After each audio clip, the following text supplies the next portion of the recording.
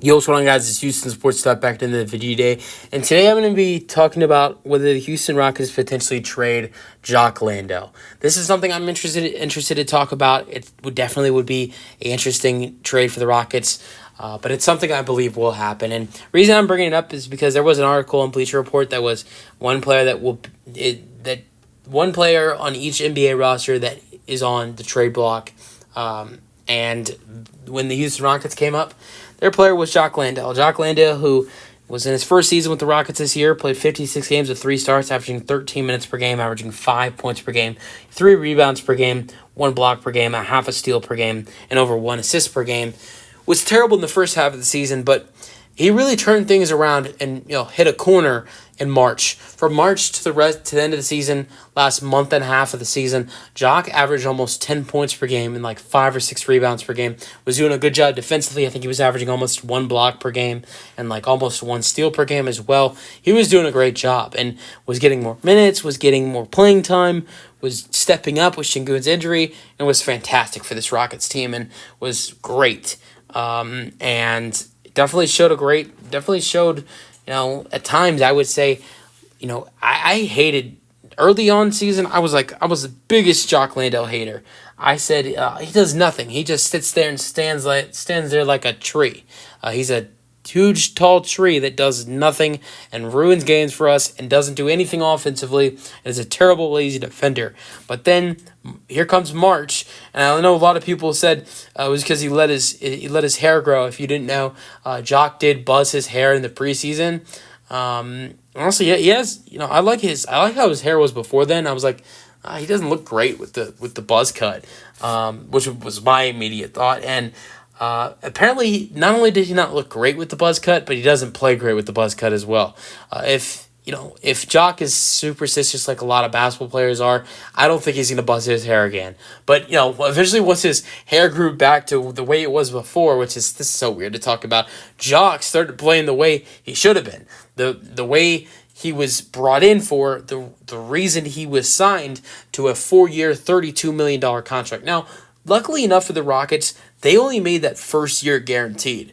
So if the Rockets want to, they can just cut him if they want. I mean, they can cut him, they can trade him. They don't have to pay him the money. It's not guaranteed. The Rockets don't have to give him the money. Only the first year of this contract for Jock Landale and the Rockets was guaranteed. That's a huge sigh of relief for the Rockets. But honestly, I see Jock Landale getting traded because, and honestly, at the same time, I could see him staying on this roster because I think Steven Adams has been brought in, traded for him at the offseason. Steven Adams is not going anywhere. He's going to be a great backup center next to Alperen Sengun. Would be a great. I mean, I think you can go over with how tough he plays, how good of a defensive and everything Steven Adams does, how good of a center he is. I would say you could probably look at 60% of the NBA. He'd be a starting center for, I believe, 60% of the NBA. I don't want to go over all the teams. You go more in time than that, but I would say at least 50-60% of the NBA, Steven Adams would be a starter, and that's why he's been a starting center his whole career. But I think with Steven Adams being healthy, Şengün being healthy, there is no place in this rotation for Jock Landale. But at the same time, I don't want to ignore that Şengün suffered a very, I wouldn't say very serious, but a concerning ankle injury at the end of the season. Steven Adams had a season-ending surgery before the regular season started. So, definitely you have centers who recently have injured themselves. Would it be nice to have a third backup center or third center who can step up as the backup or starter if anything happens to Steven or Alperen Sengun? It's definitely something to think about, but at the same time, do you need a third center who is, do you need another center who's getting what, $8 million a year? I mean, that's absurd. So, yeah, I think Jock Landale's out of here. Let me know your thoughts. But I love the way I love what Jock did for the Rockets in the last couple months of the season. He was definitely turned his season around.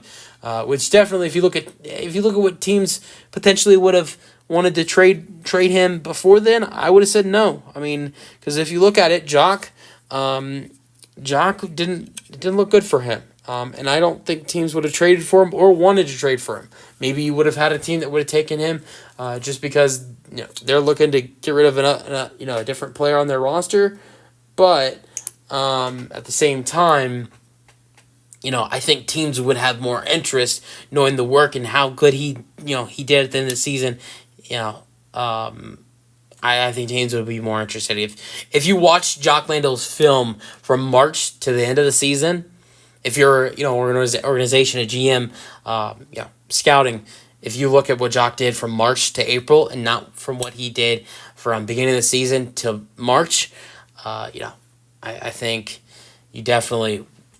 teams would definitely want Jock more than they would have wanted him before. Let me know your thoughts, and peace out. Go Rockets.